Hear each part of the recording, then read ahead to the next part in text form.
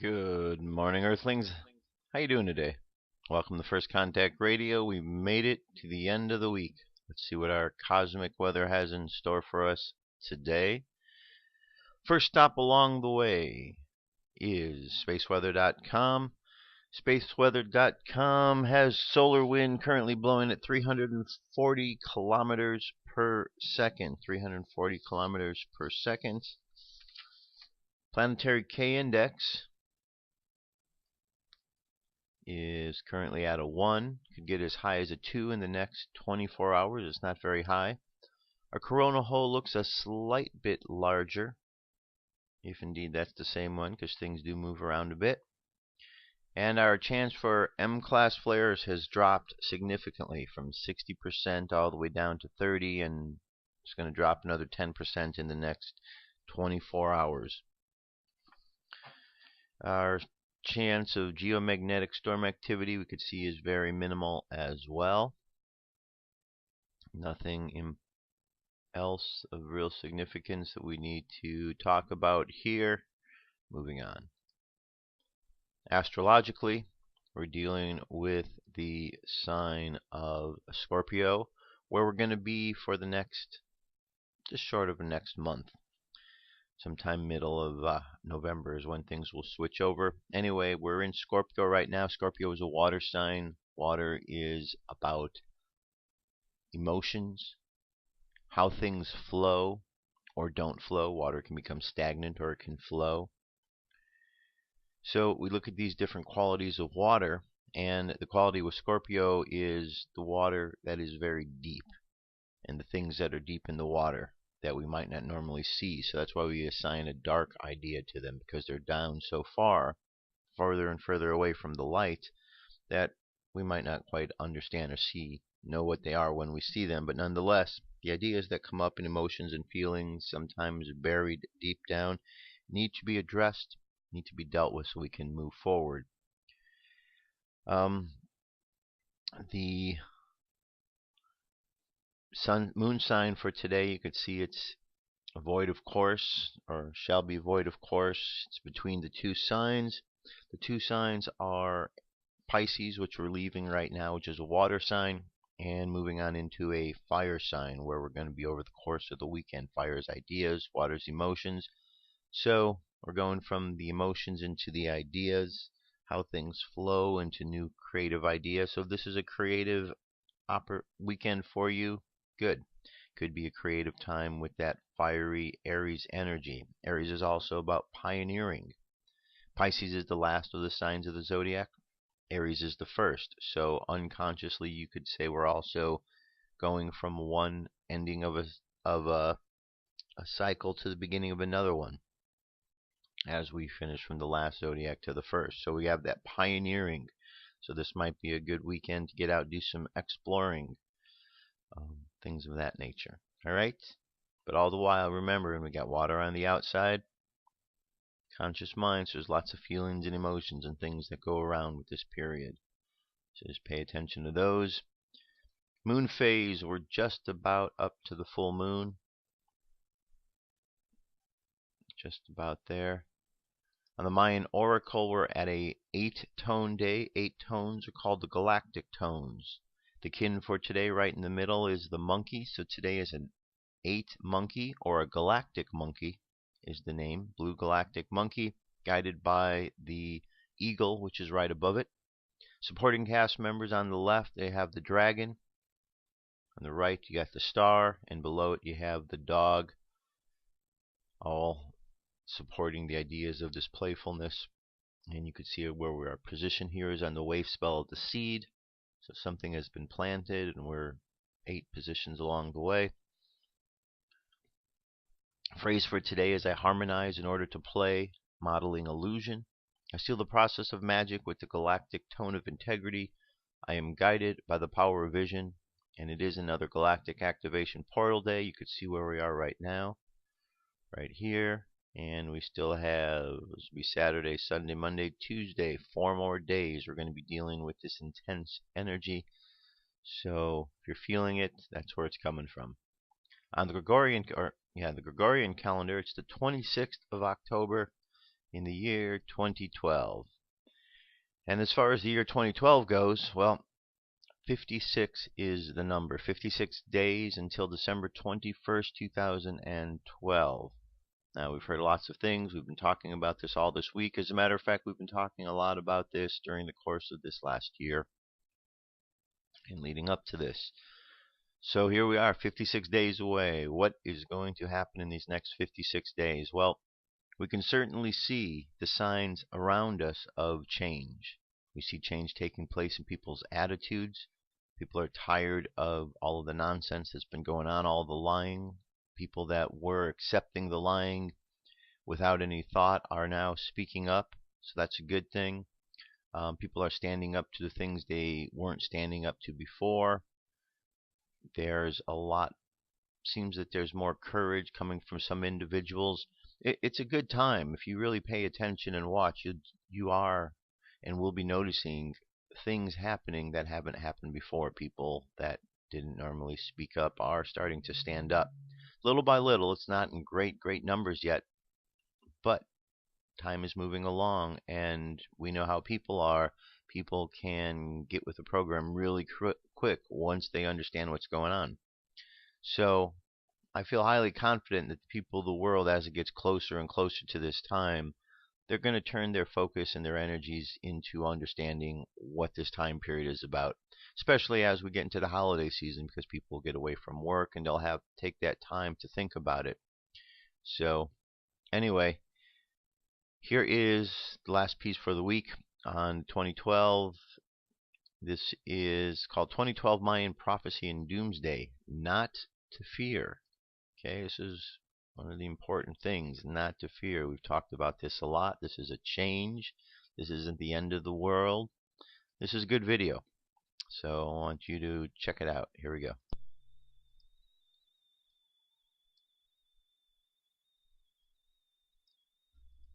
The Maya were an ancient advanced civilization that flourished from 2500 BC to 900 AD, when they mysteriously vanished without a trace. The Maya developed a calendar that was not just about keeping track of time, but about tracking the flow of creation. It was used as a tool of prophecy to predict many events, such as the rise of certain religions, wars, and philosophies, and the collapse of other systems. The reason everyone is talking about the Mayan calendar is because of the accuracy of its predictions, which have all come to pass within the prescribed time frame. The Mayan calendar ends around December 21st, 2012, although there is some controversy on the exact date. The Maya described these years as the end of time as we know it. This does not refer to the end of the world. That is a misconception. But rather it refers to the end of the world as it is known. It is the end of an era. When the Maya mysteriously disappeared around 900 AD, in our reality, they simply vanished. In actuality, they may have ascended into a higher dimension where they continue to assist our planet, along with many other benevolent beings. Many people believe that the higher realms are making every effort to help us during this special time in history. The Mayan prophecy tells us that we are ending the fifth cycle and entering a time where we will be in direct alignment with the center of our Milky Way galaxy, or what is often referred to as the Great Central Sun. Every 26,000 years, our solar system revolves around this central sun in an elliptical orbit. We are now leaving the galactic night and entering the dawn of the galactic day, where our planet is bathed in photonic light. This is the dawn of the Age of Light, a time of peace that is predicted to last for over 1,000 years. On December 21st, 2012, our sun will be in direct alignment with the Great Central Sun, a very rare cosmic event. At this time, a great burst of light will be emitted from the central sun that may change our own sun's polarity. This change could propel us into a new era called the Golden Age. The Maya tell us that at this time we will have an opportunity to pass through a doorway that was left by them, transforming mankind from a civilization of fear to one of harmony in a higher dimensional frequency. Each person on Earth at that time will have a choice to pass through this doorway. Some have spoken of a splitting of worlds, that two realities will exist within the same space, one superimposed over the other. This split may already be occurring. Those who choose to work with the frequency of greed, power, control, selfishness, hatred, and fear, who do not honor the earth, will remain in the third-dimensional world.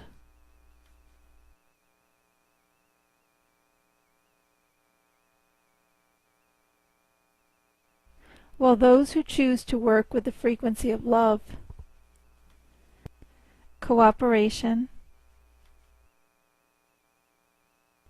kindness, selflessness, and in harmony with Mother Earth, will step through the doorway into the fifth dimension of light. This is an opportunity for all people of Earth, one that has been carefully orchestrated. Those in the higher realms want this shift of consciousness to occur, allowing all to take another step towards fulfilling our divine purpose. Those who are assisting do not want us to blow ourselves up with nuclear weapons. So any attempts by those in power will be thwarted. On September 19th, 2008,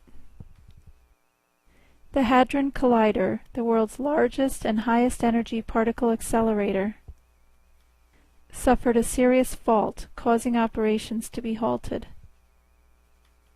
This collider may play a part in our ascension by creating a wormhole or portal, but its time has not yet come. Could this be part of the time of no time that the Maya speak of in their prophecies?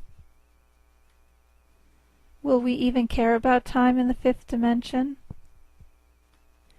2012 is about a shift of consciousness into a new age, not about total destruction. No comet will strike the earth. We will be protected. No major pole shift will occur to destroy all life, like during the times of the great ice ages. If you do not repent, you will not burn in hell for all of eternity. These ideas are given to you to promote fear. Many believe that there is a divine plan at work and that each one of you knows of this plan, which is within your soul's blueprint. Even if you do not remember the plan in your conscious life, you know of it on other levels and through your dreams. Awaken to your power. Do not fear 2012. And step through the Mayan doorway into the age of light.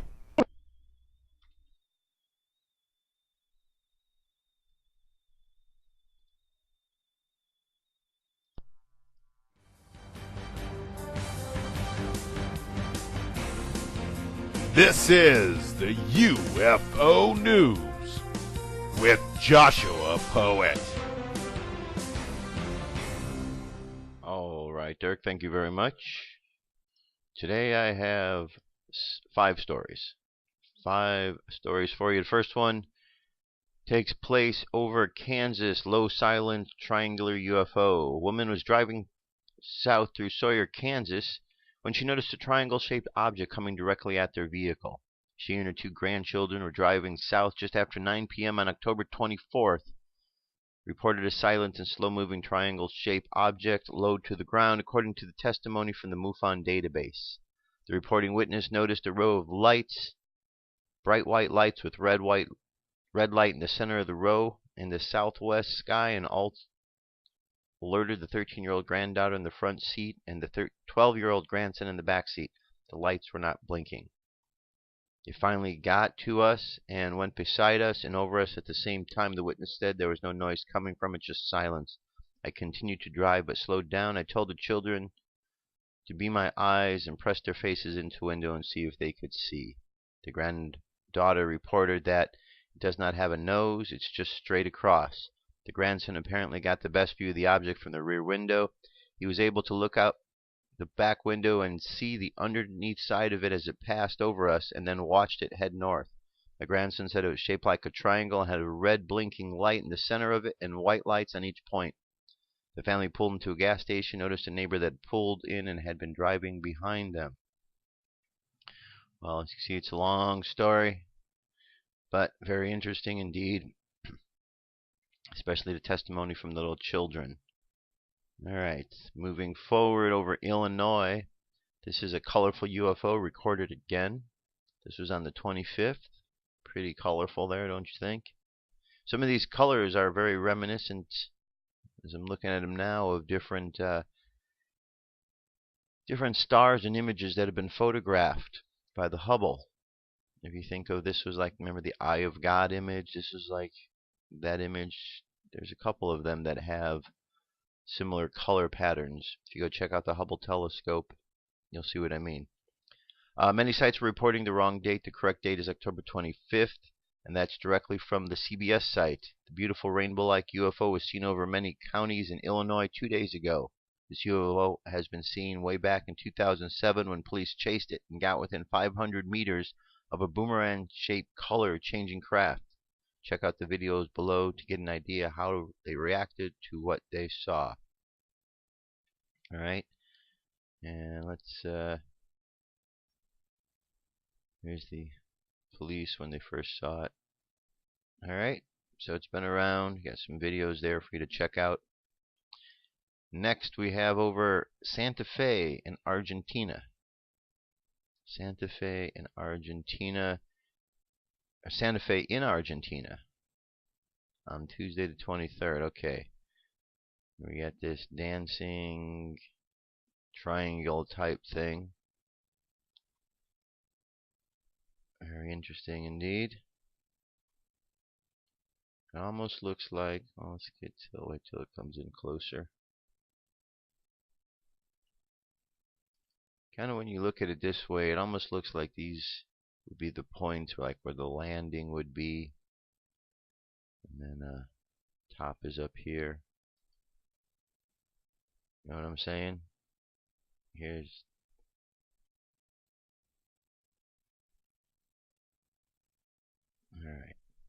There you go. That was over Santa Fe in Argentina. Moving from there, here's a good question to ask. Now, Disney's made a lot of movies that have had the UFO storyline in them. Question people are asking, is Disney working on a UFO alien disclosure film? Many people believe that disclosure is being done slowly through the media of film. Disney is launching a movie called 1952 that apparently had something to do with aliens and will be along the lines of Close Encounters. Disney is being very tight-lipped about the details of the speculation is rampant and will have some type of disclosure involved in the plot. Disney is no stranger to the topic of UFOs and aliens. They produced a UFO documentary that mysteriously was removed from distribution, which you can watch. There's a link here. And they have produced Flight of the Navigator and Race to Witch Mountain. It is your call. Another alien film might just be another chink in the disclosure armor. Alright, and came on. More information about the story. Okay, but in 1952, if you remember, that was when the Washington flap, the incident that occurred over the White House. So perhaps it has something to do with that. We'll find out when the movie is released. And last but not least here, for those who are in Tucson or close to the Tucson area, the weekend of October 27th and 28th, that's this weekend, there will be 2 meetings held in the Tucson area, MUFON meetings. They are being put on by MUFON and Quantum Horizons. MUFON is presenting a rare video about the 1990s Belgium UFO wave. The lecture was given by General Winfried de Bauer of Belgium Air Force in 2008 at a symposium in San Jose, California. Brouwer chronicles for their investigation into sightings of mysterious black triangles during the time. Among the numerous witnesses of these triangles were police and military personnel. As well, MUFON will be discussing current news and updates. The meeting at the San Lima Library, 1607 6th Avenue, South Tucson, starts at 1:30, runs till 4. It is free and open to the public. And then on the 28th, Quantum Horizons will be meeting at the Joel V. Valdez Library, 101 North Stone Avenue, downtown Tucson. Quantum Horizons is run by illustrator, researcher, lecturer, and videographer Jim Nichols. No information is currently available about the nature of the meeting. It's from 1 to 4:30, also free and open to the public. So if you're out in the Tucson area, or if you're within driving distance to Tucson and you want to know what's going on, here you got a MUFON meeting taking place this weekend. Alright, there you have it. That is our UFO news for today. I'll be right back. What if our government was responsible for some of the greatest crimes against this nation? Would you really want to know? These are big questions, but these questions deserve answers. It's time to demand the truth. People should not be afraid of their governments. Governments should be afraid of them. 9/11 was an inside job. Kennedy was killed by the CIA. Jimmy Carter saw UFO. Answers to secrets you need to know. So wake up, wake up, wake up, wake up. Wake up, wake up, wake up.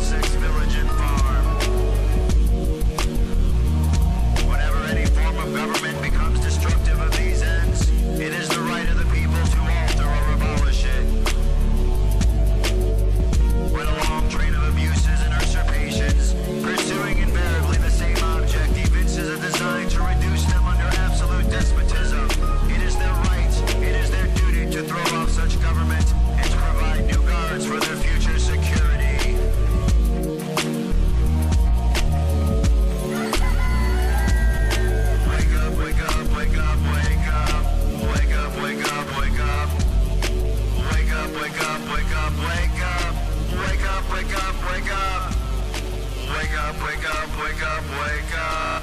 Wake up, wake up, wake up. Wake up, wake up, wake up, wake up. Wake up, wake up, wake up. Patriots arise. It's time to demand the truth. Okay, welcome back. All right, so you've heard about this hurricane that is getting ready to hit the East Coast just in time for the elections. That's right. You see, our weather coordinates itself with political events. It's like when I was down there in Tampa. Ron Paul had the festival, the Ron Paul rally, and then the Republican convention, and of course, all the reports of the hurricanes that were going to hit. And of course, from all the reports, you know how many hurricanes hit? 0. That's right. No hurricanes hit, but there was a lot of warnings, and which is good. You want to keep people safe. But nonetheless, there was no hurricane that hit. It went on and it hit New Orleans. And as we continued along the journey, when we were at the Democratic convention, there was going to be the big rainstorm. So they canceled Obama's speech outside because of the big rainstorm. And of course, there was no rain. As a matter of fact, during the course of the day, and I think I probably irritated people around me who were Obama supporters, I kept looking up at the sky and videotaping the sky, doing little news reports or weather reports on how clear the sky was, looking for the rain. Of course, no rain came. There was no rain, but the event was canceled. So now we have a situation where we have the elections coming up, and we have this storm which is about to hit the East Coast. Now, interesting thing about this storm, if you listen to the weather analysts, they are calling this a Frankenstorm. Now, I'm a person who watches and is familiar with television and movies and stories, and I know Frankenstein. So when they say Frankenstorm, I'm pretty certain they're referring to something along those lines. Well, Frankenstein was a man-made creation. So when a person on the weather says Frankenstorm, are they somehow alluding to the idea that they believe this is a man-made storm? Well, that would relate directly to HAARP. And that is something that I would like everyone to just be aware of, because these type of things happen. Now, I've got a couple of sites here. This site here is the NOAA website. This is so you can pay attention to what's going on with the weather. It's the National Hurricane Center. It's the National Weather Service. I'd like to be able to tell you that you could look at this chart and graph and always know that they are being completely honest with the information they are providing to you. I would like to be able to tell you that, however, I cannot, because there has been misleading information that has come from this site and other weather sites run by the government. Don't know why. Don't know if government has anything to do with it, but it's just two pieces of the puzzle that fit together. So I want you to see a couple of other locations here where you can go. Intellicast is a good map as well, and you can see the area here where there is a gathering. You can kind of do your comparisons. And here's an interesting one. This is called HAARP Status, harpstatus.com. And you can see on this map here, this color-coded map, that when it gets up into the real high areas, that's the highest on the scale. So here's where we're told this hurricane is going to hit, or where we see it right now out here, right? But look where it's being attracted to. Right up here. This is the brightest. All these other things, not so much. Cooler down here. But this hurricane here, it's going to hit up here. That's what I'm saying. Because this is the hot spot of, and according to this, this is monitoring. These are monitors that monitor the status of HAARP. And these are put up all around in the different places of the country. And you could see when it talks about the last one here, M10 associated with tornado outbreaks can also be strong hurricanes and blizzards. That's the 10, the pink color. Where do you see the pink? Right here. So this is where it's all headed. Not down here, but here. Okay? So, harpstatus.com, just be aware that there's something more going on out there with the weather. You got Intellicast. There's another one, RSOE. So, don't always rely upon the weather that is being provided to you only by those on the news. Check it out for yourself. You know, it's always good practice to check any of the information out for yourself, because the news stations that are out there, from Fox to CNN to MSNBC, I don't know what happened, but their fact checkers seem to be non-existent these days, because they all have stories that when you check the facts, you realize that they're either misinformed or being dishonest with people. I'd like to think they're being misinformed first before the dishonesty, but I know better. And it's unfortunate, but that's the situation we're in. Okay, so from the weather here in this country, let's take a look at what the weather has done in other places, and Fukushima is one of them. Now, a lot of people, for a lot of people, Fukushima is out of their mind, out of sight, out of mind. They don't even think about it. Here we have Fukushima owner says plant may be linking radiation into the sea. Not good. TEPCO operator at the Fukushima nuclear facility said that radiation leaks at the plant are not fully stopped. The remarks came after a U.S. report that irradiated fish are still being captured off the coast of Japan following the 2011 meltdown. The Tokyo Electric Power Company told journalists Friday they could not confirm the radiation had stopped leaking from the nuclear power plant struck by a massive earthquake and tsunami on March 11. Still, they said that the radiation levels in the seawater and seabed soil around the plant were declining.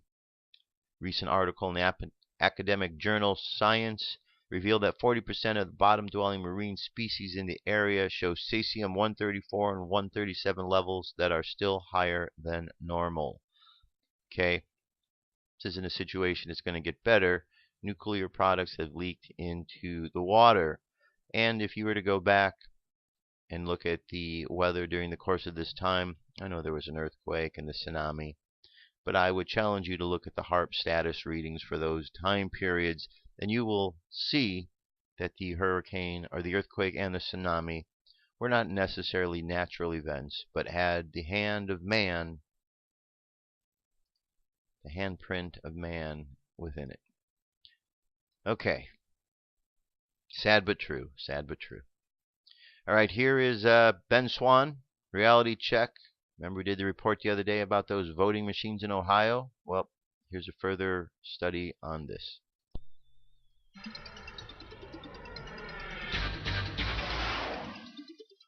2012 could be the most unique presidential election in history in at least one respect. How many times in history has one of the candidates for president actually been connected to the company that owns the voting machines? Here's the backstory. Hart InterCivic is an Austin-based voting machine company, and its clients include Hamilton County, Ohio, which administers elections here in Cincinnati. In fact, Hamilton County is only one of 2 counties in the entire state that use Hart InterCivic. The other is Williams County. It's in the northwestern part of the state, a very small county. Hamilton County, though, is very important. Hamilton County, which went to Obama in 2008 and Bush in 2004, is believed that it could be the one that decides the winner of Ohio. And Ohio, more than any other state, will likely decide the presidency. Hart has had voting machines in Hamilton County since 2007. So suffice to say, Hamilton County is really, really important. So how do the voting machines come into play here? The Ohio website Free Press has reported a key investor in Hart is HIG Capital. 7 HIG Capital directors are former employees of Bain & Co., the same Bain & Company where Mitt Romney was CEO before leaving in 1984 to found Bain Capital. So definitely some connections there. But according to Salon.com, HIG Capital has gone even further, contributing $338,000 to the Romney campaign this year. More importantly, they announced their investment in Hart, the voting machine company, a month after Romney formally entered the presidential race. 4 HIG executives have been identified as Romney bundlers by the independent watchdog group, the Sunlight Foundation. Okay, so clearly HIG Capital are Romney supporters, and they became major investors after Romney announced his bid for president. But even if they wanted to, could Hart InterCivic actually tamper with the voting results? Well, actually, they might be able to. In 2007, when Hart and two other voting machine companies began providing services in Ohio, the Secretary of State's office conducted a study called Everest to determine just how trustworthy the machines are.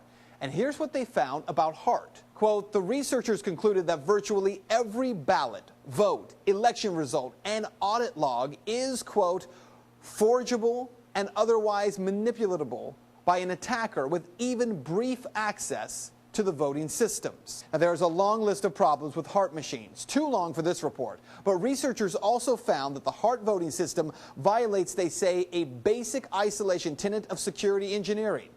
Compromise of a single precinct provides materials to compromise any precinct and the election headquarters. They also found that the auditing features were vulnerable to a broad range of attacks that can corrupt or erase logs of election activities. So what this means to you, well, first of all, let's be clear. We're not saying that the Romney campaign will cheat or has any plans to cheat on November 6th. But regardless, there is a huge problem here, one that transcends any one candidate. And the answer to that problem is transparency, a written record of every vote cast, a hard copy record, one that can't be changed by hackers or by software companies, one that can be verified and then recounted easily and clearly after the election. And that is Reality Check. Okay. So I am going to say that Romney has already cheated and Romney will continue to cheat. Romney is a thug. That's what he does. Okay? All you have to do is be willing to go and do a little bit of research, and if you do, you will find out that there are things about Romney that are not good. You will find out that Romney is as corrupt as the corruption can go, and that the image that he paints to the American people is just the face of fraud that he paints to them, because behind the scenes he's not a good guy, and he doesn't do things that are good things. So I am going to say that he is going to continue to cheat, because that seems to be the nature. I was there in Tampa. I got to talk to a number of folks. I got to hear the stories of what was going on directly from the delegates who were there inside. I got to hear the stories, and it's pretty disgusting. All the way from the story of potential drugs being planted in rooms of delegates and being tracked to the Romney camp, and a lot of ugliness, neither one of these guys deserve to be president. As a matter of fact, if both of these guys weren't running for office, if they were just average Joes in the street, they might actually be arrested for the crimes that they are doing and be in jail. So we have criminals that are running for office. Criminals. Not good, upstanding citizens, but actual criminals running for office. The lesser of two evils is who we're going to choose. Not me. I know who my vote is going to go to. Same one it's been for the last year. Ron Paul. The only person talking about the Constitution. Now you may say, well, that's throwing my vote away. No, it's not. They've already decided who's going to win. I'm going to vote my integrity so that others know that they should vote their integrity as well. And when we all stand up on our own integrity and we stand for what we believe, we send a message and a signal to others who are out there, and they stand up as well. So there's very important method to the madness of stepping up, not going with the whole status quo. Because if the status quo is wrong, what? Just because they all decide to jump off a cliff, we have to go with them? Nope, not going to do that. Let the people that want to go ahead and do those activities and be blinded. I prefer to have my eyes open. Okay, here's a story up in Canada. Police evacuate Canadian embassy and investigate a suspicious substance found in letter. Authorities on Friday morning evacuated the Canadian embassy on Pennsylvania Avenue and shut down a portion of the street to investigate a letter that contained a suspicious substance, according to D.C. police. The Metropolitan Police Department dispatched its domestic security operations team, a unit within Homeland Security Division that specializes in chemicals and hazardous materials, says Officer Arizali, a spokesman. The police said the call to the embassy in the 500 block of Pennsylvania Avenue Northwest was received at 8:50 a.m. Pennsylvania Avenue from the 400 block, ordered closed. Okay, so something's going on there. We'll hopefully hear more about this story. Just let you know that they attack each other. Something's going on up there in Washington. All right, here's one. If you're a student, this is important for you. If you're a parent of a student, this is really important for you. This is going on out there. Mississippi town sued for sending students to prison over behavior in school.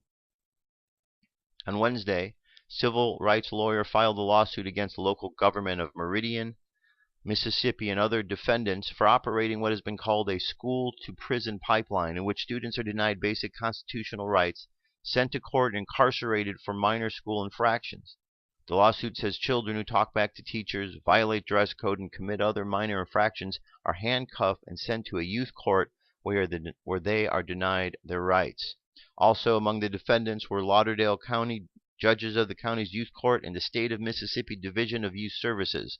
About 6,000, mostly African American students, attend grades kindergarten through 12 in a dozen schools in the Lauderdale County School District. Deputy Assistant Attorney General Roy Austin said Wednesday that Mississippi officials have failed to cooperate with the 8-month investigation.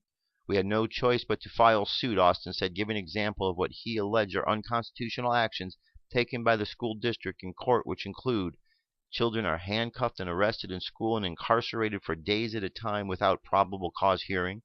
Children are detained wait more than 48 hours for a hearing in violation of constitutional requirements. Children make admissions to formal charges without being advised of their Miranda rights, and children are not routinely granted legal representation during the juvenile justice process. Well, how do you like that? Mississippi, who was ever out there in Mississippi, you've lost complete control of your common sense. If you're arresting children and going through all of this process, your behaviors and actions are very dictator-like. I don't see much difference in what you're doing than what other evil dictators have done, like Hitler. And oh, that's really tough to be comparing you to Hitler. Well, look what you're doing. If you're handcuffing children and putting them in jail and not informing them, then that is wrong. You should know better. People of Mississippi, get on this school, because whoever this is, the idiots that are implementing these policies are making your state look really stupid. So those around there, if you know the people at this school doing this, tell them to stop. Tell them to pull their head out of their backsides and get with the program. Because children shouldn't be in school or in jail. Children should be in school, learning, not being detained for things that go on. The idea of school is you learn at school. That's what's supposed to happen there. And you don't punish somebody if something goes wrong. So, nonsense. Nonsense. What are the world doing to the kids? The kids are getting molested at the airports. They're getting in schools. They're getting all kind of problems. I don't know. Killing ourselves, folks. We're killing ourselves. Okay. You've heard me and you've heard others talk about the shadow government. I'm sure you've read stuff about the shadow government yourself. It's out there. It's been out there. It's not like it's a brand new subject that has just come up today. People have been talking about this for a while. This is a piece. I'm going to play just a small portion of it. It's a little over 11 minutes. Kaoru Nakamaru speaks of the shadow government. This comes from 1996. Wonder about the leadership of the world and whether or not there is if we have an appropriate leadership pattern. We have institutions we've inherited, nation state, various institutions, the World Bank, the United Nations. There are various institutions that we try to work with. Many people feel that, particularly in the media, and you and I both in our ways are involved with media, there's a broader media, that there is a secret agenda. There was just recently a poll made in the United States, and 99% of the people in the United States said they thought the news in the United States was slanted in order to hide a secret agenda. I wonder what do you make of a figure like that, that there should be such distrust of the world as it's presented through the media to the broad public? What does it say? And I wonder if there is anything like an agenda that some of our world leadership have that perhaps we're not aware of. I mean, yes, well, that theme came to my mind, and that the more I meet the world leaders and more different countries I visited, I felt each time. So I was trying to find out really who is running the world. Mm-hmm. There must be sort of shadow government, and I finally found out totally what it was. Really? It is very shocking, and you know, such a short time, I don't know how much I could speak. I understand. But it really exists. You see, even American presidency and all this, and many of this political decision and so forth, you can put it this way: in the multinational company boardroom, more or less decide, you know, who the president should be, and so. And the media, in the Western media like England, France, America, the major media, yes, key station, TV station, big newspapers, and other agencies, this are 100% owned by them, the banks, you know, and all this. So it's totally controlled thing, and so I've been finding, because for example, Gulf War, I visited both sides. Yes. Gaddafi's place you've been to, North Korea I've been to, and very recently, after North Korean President Kim, by watching my international symposium 1989, that so many country people came and so forth, and I had the press conference at the United Nations and so forth. By watching that far away, the North Korean ambassador came to my office. This is marvelous that you can do on your own like this.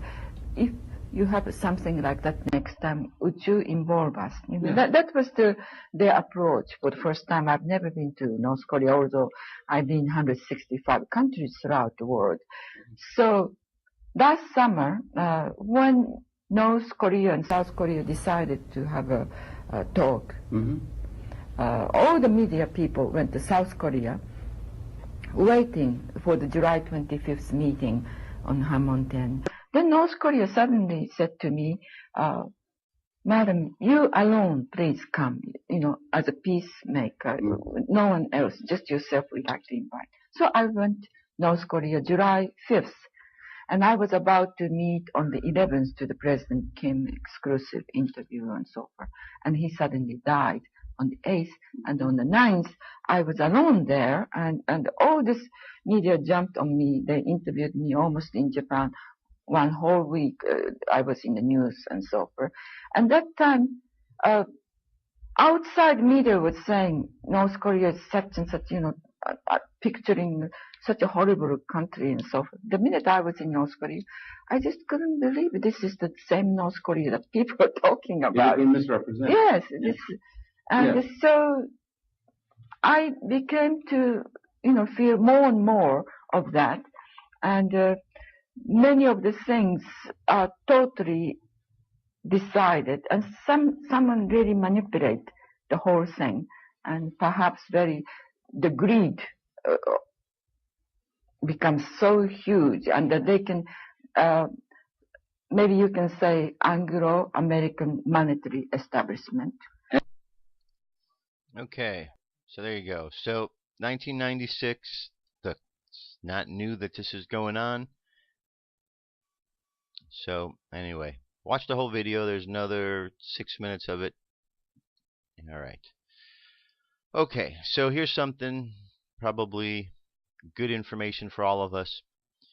With challenges out there in the world that we're going through, here's a list of great bartering websites. Bartering used to be something that we used to do quite a bit in the past. It's changed. But anyway, Historically, the act of bartering has flourished in times of monetary crisis, such as when the currency in a country has become unstable. Hyperinflation or deflationary spiral, or currency is simply unavailable for conducting normal purchasing transactions. It should come as no surprise that when the number of people using bartering websites has exploded as of late, with more people struggling financially, families are avoiding the department stores and shopping malls and doing their shopping right from their home computers. Of course, in most cases, you can't really call it shopping because there is no money changing hands. The benefits of bartering are many, and the internet has made it quite simple to find just about anything that you might want, as well as somebody else who's willing to take what you have. I'm not just talking about books and DVDs. People are willing to barter just about anything. Clothes, vacation, homes, laptops, and more. I recently saw someone who had a craving for some fresh homemade cookies and posted an ad looking for someone to make and deliver them to her. You don't have to be barter items. In fact, bartering with your skills can even be more valuable. With the real unemployment numbers hovering above 20%, there are a lot of people who have a lot more time in their hands than they do money. An out-of-work mechanic can work a deal of someone's breaks in turn for haircuts or his entire family. Someone who's trying to get a new business off the ground has very little time to clean their house or maintain their landscaping, can barter their professional services for maid service or lawn care. It's really a beautiful thing when you think about it. So here's a number of sites. We have BarterQuest, Craigslist, FreeCycle, iOffer, Listra, Neighbor Goods, Rehash, Reuse It Network, StuffPel, SwapAce, Swap Online, SwapDen, Swap Treasures, TradeAway, TradeStuff, TrashBank, UExchange, White Willy, Zarly, Zylock. So, number of good places. The link will be available so you can check it out on your own. But check out some of these sites. Maybe you might find them useful to you during these times that we're in. Okay. All right. Now, last 2 days I've been reading from the Keys of Enoch. Today I shall continue to do exactly that. So, let's jump over.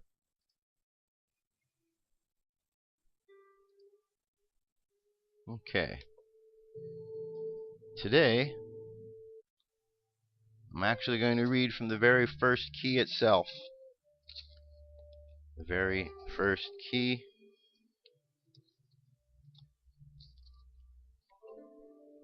Very first key is actually says we live in a many in one universe. We live in a many in one universe. There are 3 keys that are all together because the first 3 keys are pretty simple. So, second key is the creative mind. As the center of the universe is known as Lord, King, and Redeemer. And the third key says the creations which survive are creations which desire that the species gather life and light into the image and similitude of the higher evolution, which is the living universe. 1. These are the first 3 keys of the Enoch scroll, and when Enoch programmed these keys into me, he explained that we are part of an open-ended universe. Being part of an open-ended universe, we are part of an open-ended mind. Being part of an open-ended mind, we are part of an open-ended universal image. If we look at the first 3 keys, we will see that the many and one, there is a relationship of universe to universe and universe to many universes. By seeing universe to universe and universe to many universes, we see the overall plan of development as requiring a higher mind. The higher mind is seen as Lord, Adonai, King, Melech, and Redeemer, Messiah. The knowledge of the living mind comes after your living mind becomes open-ended. The scroll starts with an open-ended cosmology rather than a closed-ended cosmology. For if it were to say in the first key, the creative mind as the center of the universe is known as Lord, King, and Redeemer, it would put all galaxies into a single universe.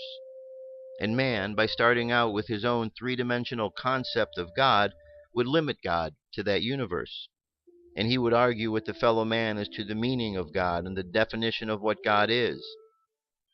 Is he the God that the ancient Christian theologians are seeing in the terms of Civitas Dei, the city of God?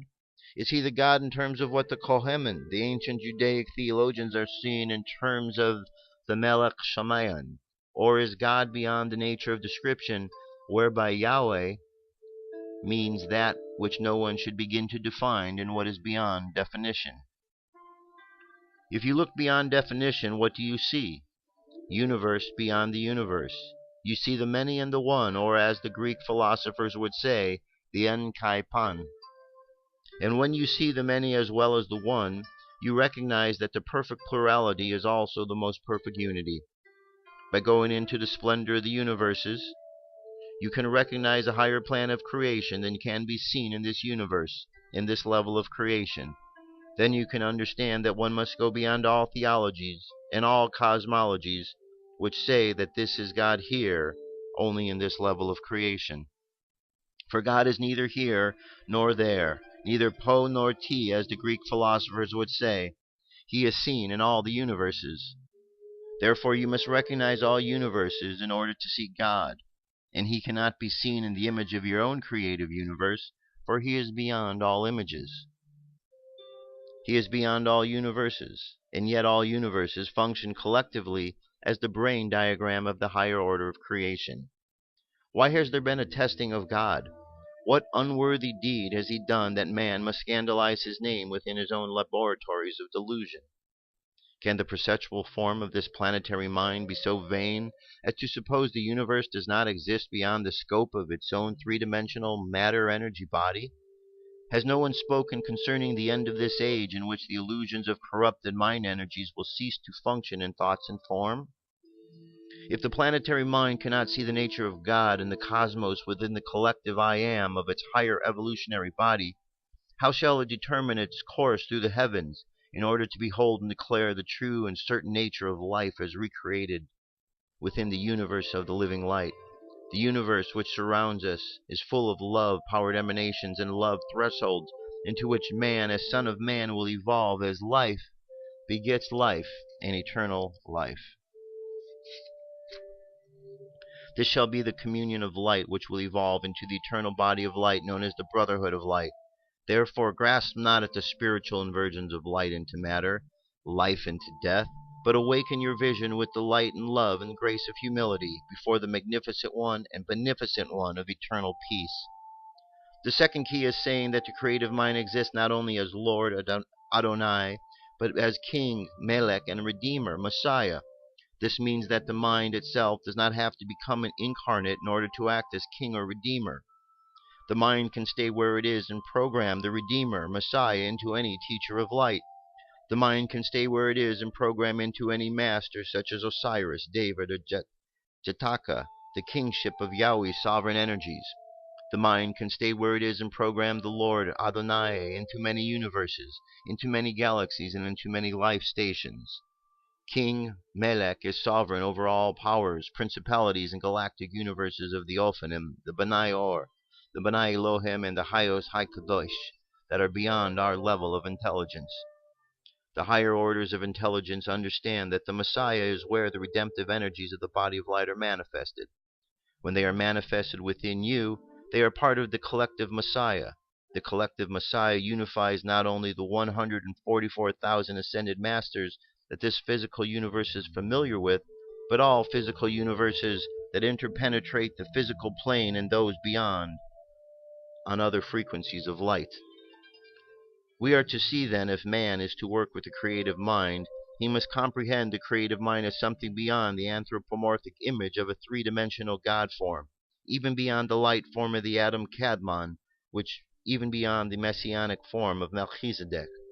The creative mind is Ahea Asher Ahea, I am that I am, or I shall be what I shall be, a constant evolving, a constant remaking of every order of creation. If we are to participate in the ongoing biocosmic evolution of continuity and change within the creative continuum of the higher evolution, we must release ourselves from all vain endeavors in order to quicken the establishment of Yahweh is here. This shall be the great and awe-inspiring Sabaoth of Adonai Sabaoth, the Lord God of armies. It is the creative fulfillment of our destiny. It is why we have been endowed with our many bodies of relativity, and it is why there is a fulfillment of prophecy within our day. The fulfillment comes in the visitation and appearance of the Merkaba, and in the invitation now being extended to our higher bodies of light synthesis to join in the communion of light, set in honor of the Lords of Light, who are to be heard and understood as the Lords Metatron, Melchizedek, and Maitreya. This is the Feast of Lights. This is the Brotherhood of Eternal Light. The third key tells us that creations that survive must desire more than eternal life. They must also ingather the light of living, because of the frequency of light is determined the next threshold within biochemical evolution. Light is the emanations of divine love that desire to serve all manner of creation that serve the living light. Moreover, within the frequency of light is determined the astrochemical parameters as to the width, the dimensions, and the size of the galaxy. For within the larger galaxy is the larger image, which is open-ended just as the universe is open-ended. The similitude, the image-making consistency is also open-ended just as the universe is open-ended. If you look at the original Hebrew script, you find that man is made into the image and similitude. Into indicates that evolution is a continual ingathering of light. But why image and similitude? Batse mal yanu and kidmuth he anu. It is because image is not enough. Image will die with the creative pattern of life. You need the similitude of the space-time continuum of light to regenerate that image. This is why the man of light, the Adam Kadmon, incarnates into the image of the Adamic species. This is why the Adamic species of light continuously reincarnates into the image of the Adamic species and not the lower evolution. Without the similitude and the synchronicity of incarnations repeating the light functions and the light frequencies, the image would be here and die like a flash in the darkness. But the similitude can hold the consistency of light so that other evolutions can come into its image and feed off its image. Just like others will come before the image and feed off the light that comes through your image once you have seen and beheld the Ophanim, once you have seen and beheld the Adam Kadmon, which is part of your higher chemistry revealed to you in your true identity patterns. For you are not in the image of the world, but in the image of the higher evolution. They are not in the similitude of the world, but in the similitude of the higher evolution. And the key goes on to say, the higher evolution, which is an emanation of the living universe, is part of the universal mind, which can be here as well as in any other universe at the same time. There can be multiple incarnations of the higher creation. There can be multiple programming through light manifestation with physical form. Light is both image and similitude. Light is both energy and matter. This scroll speaks of the depth which is involved in the speaking of the many in one universe. My brothers and sisters, whose praise of God resounds throughout the universe, throughout the many heavens, know that your faith has been most cherished by the hosts of the heavens, who stand ready with the light energies of redemption and who are swift in the delivery of justice with the swiftness of fire. For these host energies are the networks of salvation, the electromagnetic energy circuits set into place around the earth and prepared for our computing of our light spectrum conversion. Our energy conversion has been prepared and focused through a series of interconnecting pyramid functions, which are crystallized biorhythmic wave formations. These functions go into the appearance and reappearance of our species creation throughout the eons of time and transition. The species of light have remained intact throughout these ages because they are invincible programs, projections of divine creation that withstand negative fields of desolation and abomination with their love of God and their selfless devotion to conscious growth and evolution. And that is keys 1, 2, and 3. Let's take a deep breath. Exhale. Just imagine all of this information around you being absorbed by your subconscious. And as this information is absorbed by your subconscious, imagine your subconscious going through its memory banks and associating this information with information that you already have. And you realize deep down that you already understand this process of change. You understand that it is only the conscious mind that is unaware. But as we allow ourselves to accept what is going to happen and what is happening, the conscious and unconscious mind begin to communicate the situation. So imagine yourself in synchronicity with life, in synchronicity with your higher self.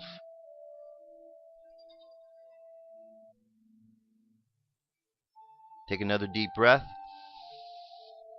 Imagine all of your chakras from the bottom of the spine up are activated: red, orange, yellow, green, blue, violet, and indigo.